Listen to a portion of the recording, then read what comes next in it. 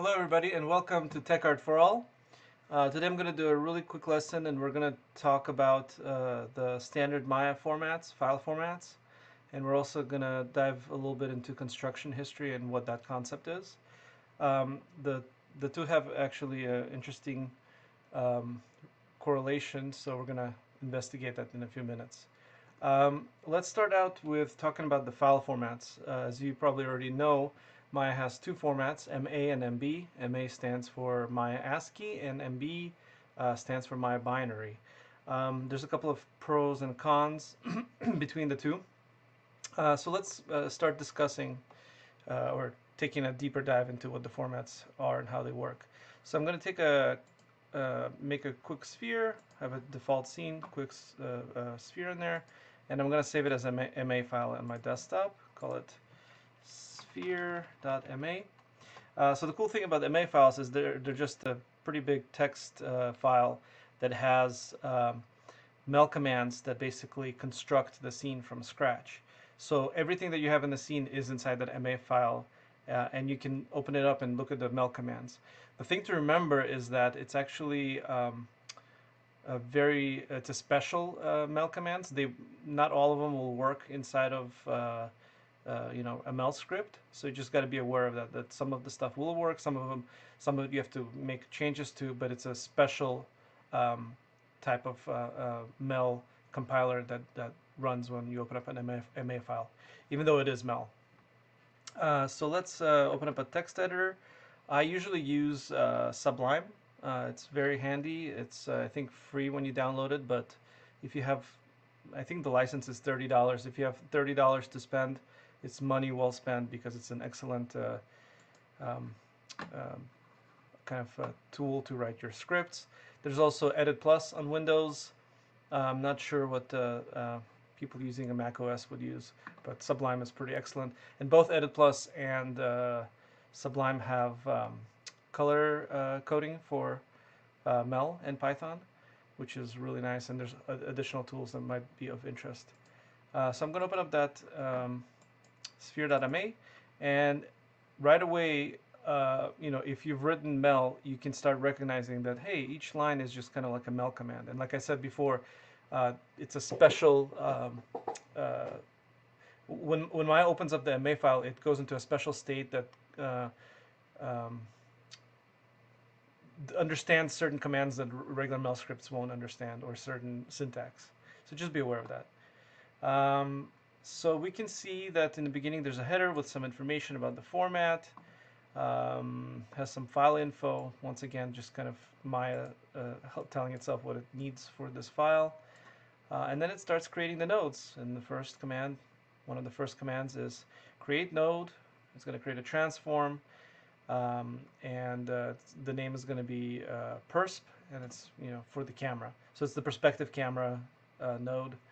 It's got a UID, which is unique identifier that you can actually now use to find nodes. It's got the visibility. It says the visibility should be set to no. Um, the I guess translation is set to 28, 21, 28. You got the rotation, and then the next thing it creates is the shape for the camera. Hopefully everybody knows what a shape is.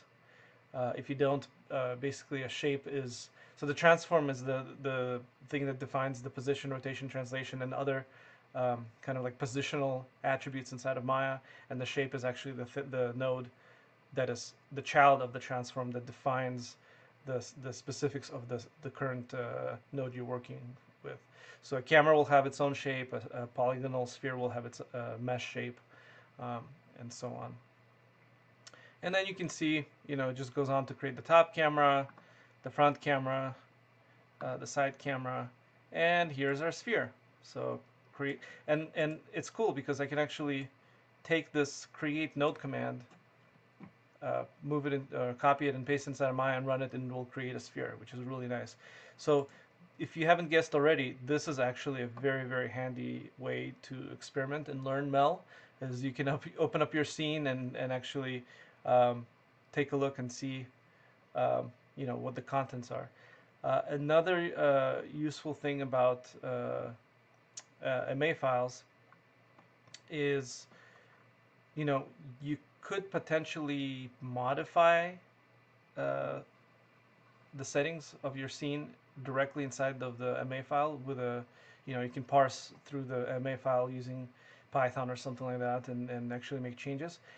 I That's something that's not necessarily safe, so you have to be extremely cautious because you can make changes and cause Maya to become unstable or make the file corrupt altogether. So always do that kind of thing with caution. And there's certain operations that I think lend themselves to editing directly inside of the MA file. For example, if you for some reason want to change, you know, pSphere 1 to pSphere 2 in all your scenes, and you know, just batch through all those scenes, I think that's something that's fairly safe, but always do it with the thought that, like, hey, I can break something in a really bad way. And the other thing is, if you ever have a scene and for some reason it stops opening or there's a lot of errors, you can potentially open up and try to mend the scene if it's, you know, if you've worked on it for months and you don't have another copy and this is the only copy you have, and all of a sudden it's not opening up, you can potentially try to do some surgery if you're extremely experienced in the MA format. Um, so the downside of MA is it's a little bit slower to open and save, I believe still. I think originally when Maya first launched, the MA file was much slower to open and save, but the programmers at Autodesk have done a really good job of making the difference almost negligible. Of course, it all depends on the file size. If your file is a gigabyte, you might notice a difference. If it's a pretty small file, it's, like I said, it's almost negligible. So I personally prefer to, you know, now that the file saves and loads are almost the same, I prefer to use MA. I find it, you know, even though it might end up being a bigger file, I find it to be a lot more flexible in tough situations. And then of course the MB file, it's machine code, and you know, if you open it up, it doesn't have any meaning to you. It takes the binary interpreter to actually make sense of it. So those are the two different. Yeah. So as far as MB format, it's faster to save and to load, and I guess maybe in a sense it's a little bit more secure because you can't just open it up without having Maya and make sense of it. It's, you know, gibberish. Um, what else? I believe those are the two. Oh, here's a really cool trick with MA files. So let's say you have a script or a command. Let's say you're using V-Ray or something, and it's got some kind of command to add a flag, and you select, you know, the materials. You add a flag, and you don't know what it did. You try to look in the script editor, and it's all, you know, it's gibberish. There's no useful information, but you want to know what that command did. You can potentially try to find the script that V-Ray or whatever the package runs, but the other thing you can try to do is you make a new scene. You know, for this example, I'm going to use a sphere again. So I'm going to say create a polysphere. So let's say you adds, you know, you press some button in the interface and it does something, right, to the scene. I'm going to actually manually add an attribute. Actually, first, before I do that, we're going to save this scene. Very simple, clean scene. We're going to call it original. Bam. Then pretend like I'm running this unknown command and it does something to the scene, but I'm actually going to add an attribute. We're going to call it test. Add. Okay. And then I'm going to say, call this end result. Save as. So because these two, the original and end result, are text files, what you can do is you can actually use diffing software to find out what the difference between the two is. So this is pretty useful if the files didn't change much. You know, there's going to be occasions where you have two versions and the differences are so vast that it's going to be really hard for you to really look inside and see what the difference is. But if you do a test like this where you save a scene right before you run that button and right afterwards, so you save two files and then you diff them, when you diff it, it should point out to you kind of what the change that was made, and then you can kind of take those lines, strip them out, and repurpose them as your own script. So if you want to write your own version of that command, you can certainly do that. And in the comments of the YouTube video, I'll post some links to some really useful diffing software. So I usually use, because I have Perforce, I usually use P4 Merge, which is really good. And you know, I'm not sure if it's accessible to people who don't use Perforce, but it's really handy. So I'm going to use the diff operation. I'm going to browse for the first file, which is the original, and then I'm going to browse for the end result, hit OK. And you know, in the header, there's going to be changes because obviously you saved, you know, the file name is different and the time of save is different. So don't pay attention to that. But basically, you want to scroll down until you see, you know, on the right side the difference. And here you can see the difference between the two scenes is that there's an add adder command on the new scene. So then you take that information and you can repurpose it. You know, make your own version of the button that's customizable or customized. So that's super, super handy. I do this like all the time. A lot of operations you do in Maya are obvious and some are not. And this is a great way to find out what happened. So now let's talk a little bit about construction history. That was a little information about the file formats. So construction history, let me make a new scene actually, is any node in the chain of nodes that combine together to result in the final node that you see inside of Maya. So for example, actually one of the good ways to tell if there's construction history is you can look in the channel box under inputs. If you see text which are actually nodes, then it's a pretty good chance that there's construction history. Or you can go to the node editor and click this double arrow with a node selected, click the double arrow, and then you can see you have this chain of nodes. This is the polysphere node. This procedurally defines the look of the sphere, and that gets piped into the input mesh of the poly mesh node or mesh node, and then that's connected to the material. But don't worry about this guy right now. We're mainly concerned about these guys. So this is the node you're seeing, and then this is part of the construction history.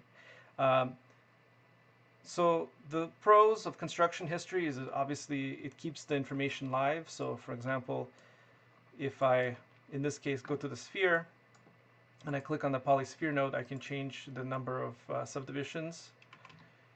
Let me turn on numlock. So, you know, I can change the look of the sphere. I can change the radius and other things. If I delete construction history, all of that information that was coming from the polysphere node, which is the procedural node, is now baked down inside of the mesh node. So all you have is the mesh node. You know, besides making additional changes by moving vertices, you can't actually make changes to the original shape by just entering numbers in the polysphere node.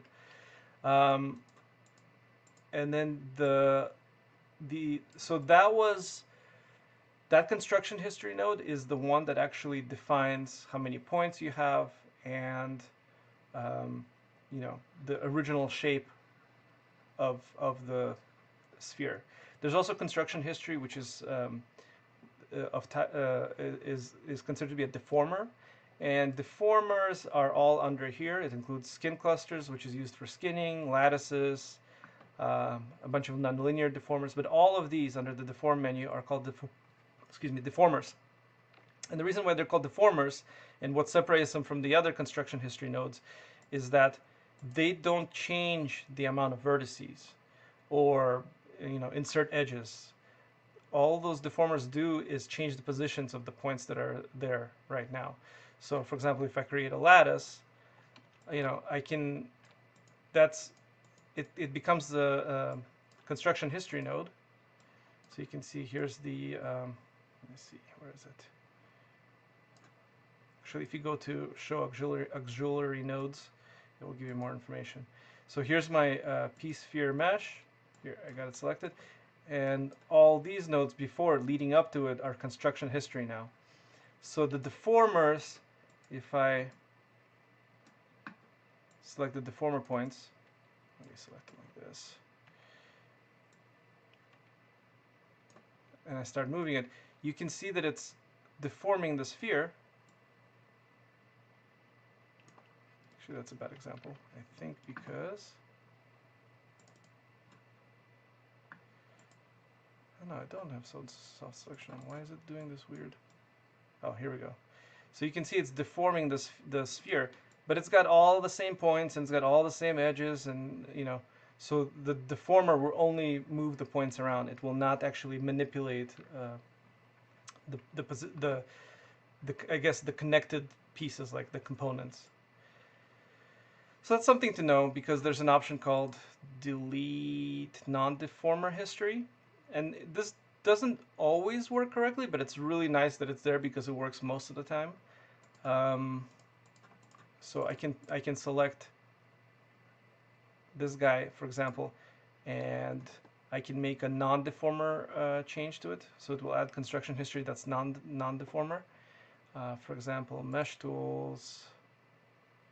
Let's see, edit mesh. Let's do a smoothing operation. So I'm going to smooth it. So you can see that the smoothing operation, it's not a deformer because it added more points to the shape. And if I were to go here and say delete history, it will blow away everything. It will blow away the deformer, it will blow away the smoothing construction history and bake it down to the mesh itself. So now if I graph this, it's just the shape by itself, and everything's been baked down. You can no longer unsmooth it or smooth it more. Well, you can smooth it more by doing another smooth operation, but it's not live from the previous node. But if I do this, and I bring all this information back, and I select the sphere, and I run the non-deformer history, it does something a little weird. So it doesn't always give you the results that you expect, but most of the time, if you do it right, it works really well. So it would have blown away the smoothing operation, but it keeps the lattice. And like I said, it's something that's a little bit, potentially dangerous, so just something to be aware of. In this case, it kind of completely screwed up my mesh. But it's very useful if you forgot to blow away your construction history and you already skinned the character, and you don't want to redo the skinning, and you just want to kind of blow away that construction history. It's super, super useful. But I do recommend blowing away unnecessary construction history before skinning. So, some may ask, well, why would I ever delete construction history? So there's pros and cons. Construction, if you have meshes with a lot of construction history, you usually, if it's a pretty complicated mesh or a complicated scene, you usually end up with a smaller file size because it doesn't have to strictly save the baked down information. So if you have, let's say I start out with a cube, right? And I go and I run a smooth operation. Smooth operation.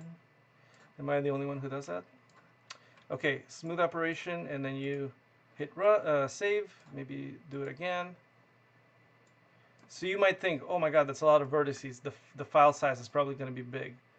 But actually it's not going to be big because the vertex information is procedural. It's not actually baked down to the mesh. So let's actually give it a test.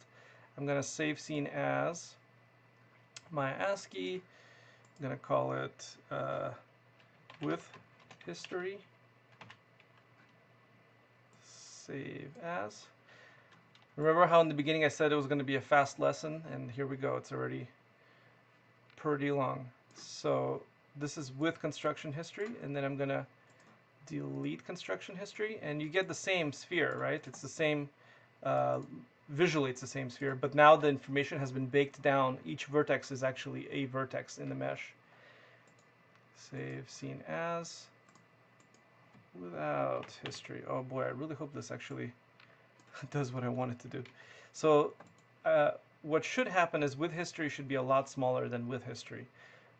And as you can see, the with history is about 54 kilobytes, and without is 60 megabytes. So yes, it worked. And once again, the reason is because when you blow away history, all that information actually has to be saved as unique points. It's no longer procedural. The other thing, so on one hand, if you want a smaller scene and you want to have access to the live data and you want to be able to make changes after you create the construction history because you're not sure if you want it to be smoothed once or twice or whatever, it's handy to keep the construction history. But on the other side, the construction history could potentially cause a crash. So there's been times in the past when I have a scene and I had some kind of edge, and maybe the edge wasn't added quite the way it was supposed to, and then I save the scene and I reopen it, and all of a sudden it crashes. And a lot of times, not always, but I found that a lot of times it's due to construction history. The other aspect is construction history could make the scene slower, and the reason is because everything's procedural. So when you make changes to certain attributes that are part of the procedural calculation, and you have a lot of vertices, then Maya can start to chug. So for example, if you do certain types of UV projections and then you don't blow away the projection construction history and you start skinning it, your rig will slow down because every time you move a hand, it's actually recalculating the UVs and you may not even be aware of it. So besides changing the UVs and causing problems visually, it will also be a performance hit. So I think as you work in Maya, you start learning as to that a lot of times once you're pretty happy with the results, you hit a point where you're like, I can let go of this construction history that I have. It's a lot cleaner to do so. And if you're a character artist and you're working with riggers or technical directors, it's you always want to make sure that you deliver a file that's easy for the next person in the chain to work with. So I highly recommend blowing away construction history and potentially doing organization and making sure the transforms are all good for them to work with. And as you work with a rigger or another person in the production, you start to understand how they want the scenes to be delivered, and you try to make sure to deliver it in a good way so that it's easier for them to get going and not run into tough situations.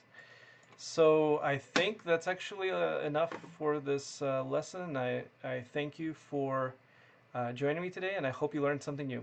Thank you.